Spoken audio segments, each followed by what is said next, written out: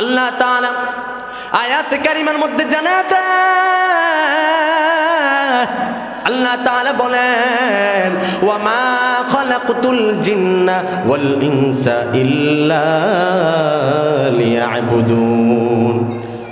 আল্লাহ তাআলা বলেন আমি আল্লাহ মানব এবং জিন জাতিকে বানাইলাম আমার ইবাদত বন্দী করার জন্য। কার ইবাদত? আল্লাহ তাআলার ইবাদত। কিন্তু দুনিয়ার মানুষ দুনিয়ার জাকচিক্যময় দুনিয়া দেখা, দুনিয়ার নাজ নেয়ামত দেখা প্রতিনিয়ত গুনাহ করে আল্লাহ তাআলার ইবাদত বন্দী করতে চায় না। কথা বলেন ঠিক কিনা? এই হাত আল্লাহ তাআলার দেওয়া নেয়ামত, চক্ষু আল্লাহ তাআলার দেওয়া নেয়ামত। আওয়াজ দিয়ে বলেন জবান কার দেওয়া নেয়ামত? আল্লাহ তাআলার দেওয়া নেয়ামত।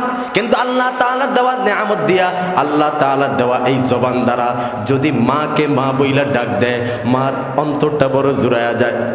এই জবান দ্বারা যদি বাবাকে বাবা বইলা ডাক দেয়, বাবার অন্তরে বড় মায়া লেগে যায়। এই জবান দ্বারা যদি নেতাকে নেতা বইলা ডাক দেয়, নেতা বড় খুশি হয়ে যায়। এই বান্দা দুনিয়ার মানুষকে তুই খুশি করলি, যে মালিক তোকে বানাইলো, যে মালিক তোকে এত সুন্দর কইরা বানাইলো। আল্লাহ তাআলা নিজ কুদরতি হাত দ্বারা এত সুন্দর করে বানাইছেন, তোর মতো করে কাউকে বানায় নাই। ওই মালিককে যদি একটা বার মায়ার নজর দিয়ে ডাক দেস, আল্লাহ তাআলা তোকে কত মায়া কইরা তোর গুনাহগুলো মাফ করে দেয়। আল্লাহু আকবার। কিন্তু আল্লাহ তাআলার নামে জিকির আজকার করে না, ইবাদত বন্দি করে না, প্রতিনিয়ত বান্দা গুনাহ করতে থাকে। কথা বলেন ঠিক কিনা? গুনাহ করতে করতে এমন অবস্থা হয়ে যায় বান্দার এই কলবটা, একটা বস্তু আছে প্রত্যেকটা মানুষের দেহের মধ্যে একটা গোস্তের টুকরা আছে যার নাম কলব। গুনাহ করার কারণে এই বস্তুটা অপরিচ্ছন্ন হয়ে যায়।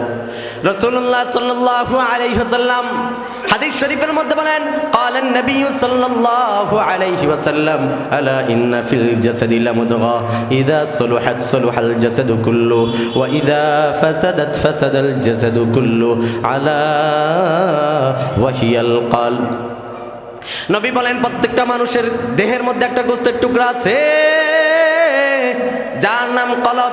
ওই কলব নামক গোস্তের টুকরাটা যার ভালো হয় ওই মানুষটা তো অনেক ভালো হয়, ওই মানুষটার দাম আল্লাহ তাআলার কাছে বেড়ে যায়। আর এই কলব নামক গোস্তের টুকরাটা যার গুনাহের কারণে অপরিচ্ছন্ন হয়ে যায়, দুর্গন্ধ হয়ে যায়, মরিচিকা পড়ে যায়, ও দেখতে শুনতো দুনিয়ার মানুষের কাছে যত দামি হোক না কেন, আল্লাহ তাআলার কাছে তার দাম বিন্দুমাত্র নাই।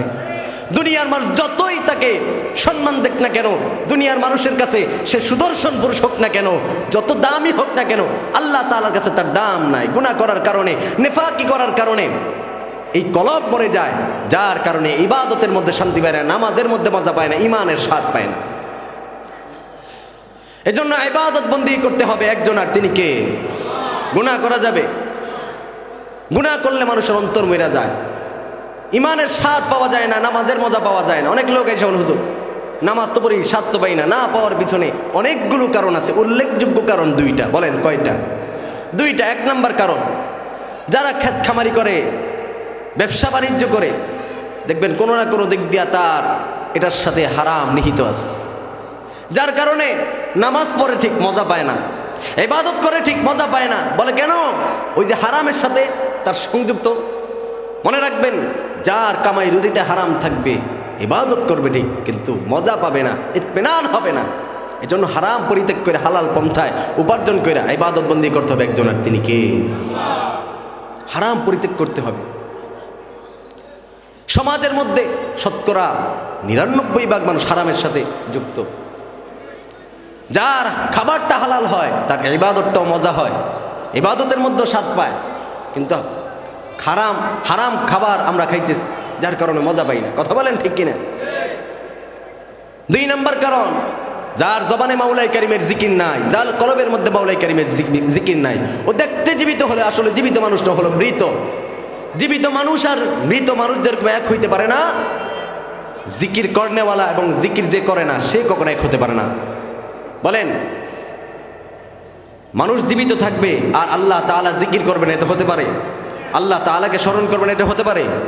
মাছ যেরকম পানি ছাড়া বাঁচতে পারে না, মুমিন বান্দাগণ কখনো জিকির ছাড়া বাঁচতে পারে না, কথা বলেন ঠিক কিনা? আফজালু যিকরি লা ইলাহা ইল্লাল্লাহ, জিকির করি লা ইলাহা ইল্লাল্লাহ, লা ইলাহা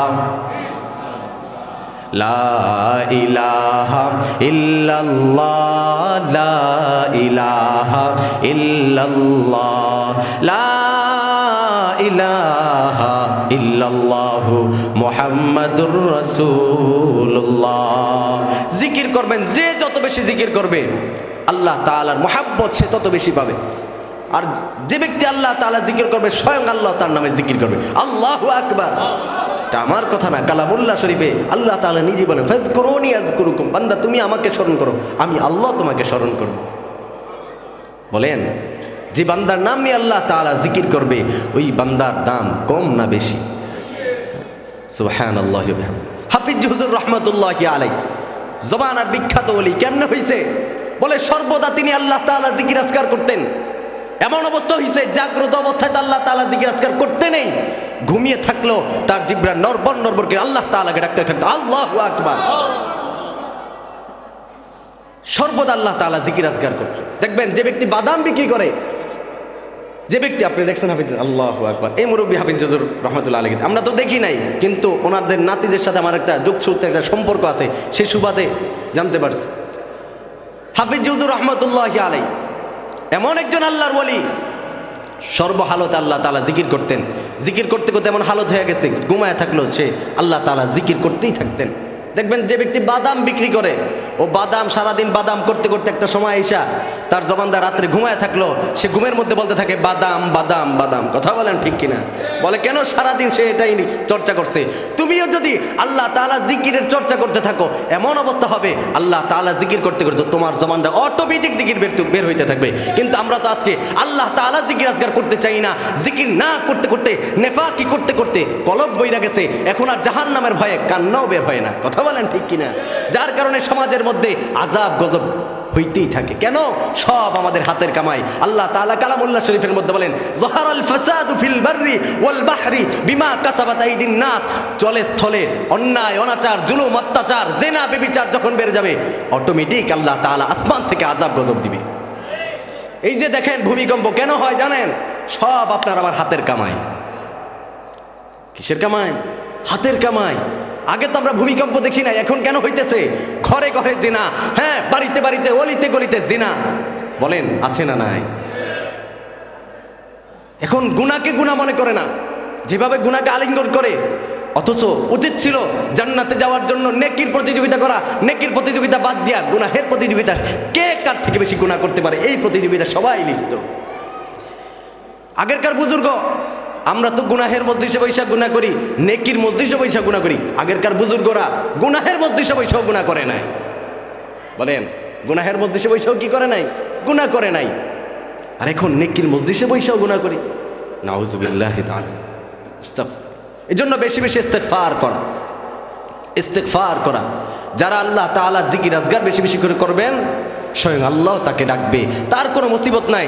যার আল্লাহ তাআলা হয়ে যায় গোটা জগৎ তার পিছন থেকে সরে গেল, আল্লাহ তাআলাই তার জন্য যথেষ্ট, কথা বলেন ঠিক কিনা? মাল্লাহুল মাওলা ফালাহুল কুল। কেউ যদি আল্লাহর জন্য হয়ে যায় গোটা জগৎ তার পিছনে পাগল হয়ে যায়। দেখেন হাফিজ হুজুর রাহমাতুল্লাহি আলাইহি কত বছর আগে দুনিয়া ত্যাগ করেছে, কিন্তু তাকে আমরা যদিও দেখি নাই, তার নাম নিল মনের অজান্তে দিলের মধ্যে একটা ভালো লাগা কাজ করে। বলে কেন? এই লোকটা আল্লাহর জন্য নিজেকে কোরবান কইরা দিছে, যার কারণে তার নাম নিল মনের অজান্তে দিলের মধ্যে একটা ভালো লাগা কাজ করে। অথচ দেখবেন টাকা পয়সা ধন দৌলত বাড়ি গাড়ি কোনো কিছুর অভাব নাই, কিন্তু একটা পর্যায়ে দেখা যায় মারা যাওয়ার পর 10 বছর 20 বছর 40 বছর যাওয়ার পরে তার নাম নিশানাও এই দুনিয়ার মানুষ কেউ নেয় না, কথা বলেন ঠিক কিনা? যমুনা গ্রুপের মালিক কয়জনে তাকে চেনে? কিন্তু টাকা পয়সা তো কোনো দিক দিয়ে কম ছিল না, কিন্তু তার নাম নিশানা নাই। বলে কেন? দুনিয়া কামাই করছে, আখেরাত না, যার কারণে তার চিহ্ন নাই। এই জন্য দুনিয়াটা তো ক্ষণস্থায়ী, আখেরাতের এই চিরস্থায়ী জিন্দেগির জন্য এই দুনিয়াটায় আমরা ফসল আবাদ করার জন্য আল্লাহ তাআলা পাঠাইছেন। যার আমলটা যত সুন্দর হবে তার জান্নাতটাও তত সুন্দর হবে। আল্লাহু আকবার। আল্লাহ তাআলা তো বলেছেন আল্লাযী খালাকাল মাউতা ওয়াল হায়াতা লিয়াবলুয়াকুম আইয়ুকুম আহসানু আমালা। লিল্লাহে তাকবীর। আলোচক চলে আসছে, অনেক কথাই বলার ছিল, অসুস্থ নিয়ে আসছি শুধু দোয়া নেওয়ার জন্য। বড়দের মধ্যে তো কথা বলার মতো যোগ্যতা বা এলেম নাই। বাকি যে কথাগুলো বলছি খুব দরদ দিয়ে বলছি। সমাজের মধ্যে অন্যায় অনাচার বেড়ে যাওয়ার কারণে এত দুর্যোগ, এত আযাব গজব। এজন্য বেশি বেশি করে ইস্তেগফার পড়া। আমি আয়াতে কারিমা তেলাওয়াত করেছিলাম, ফাকুল তুস্তাগফিরু রাব্বাকুম ইন্নাহু কানা গফফার। আল্লাহ তাআলার কাছে কোনো বান্দা যদি গুনাহ করার পর অনুতপ্ত হইয়া তওবা করে, আল্লাহ তাআলা তাকে মাফ করে দিবেন। ইন্নাহু কানা গফফার, নিশ্চয় আল্লাহ তাআলা ক্ষমাশীল। আল্লাহ তাআলা সে দয়াবান, আল্লাহর কেউ নাই। এজন্য তওবা করবে একজনের কাছে, তিনি কে? কারা কারা তওবা করবে? লিল্লাহি তাকবীর। আল্লাহ তাআলা আপনাকে আমাকে ইখলাসের নিয়তে আমল করার তৌফিক দান করুন।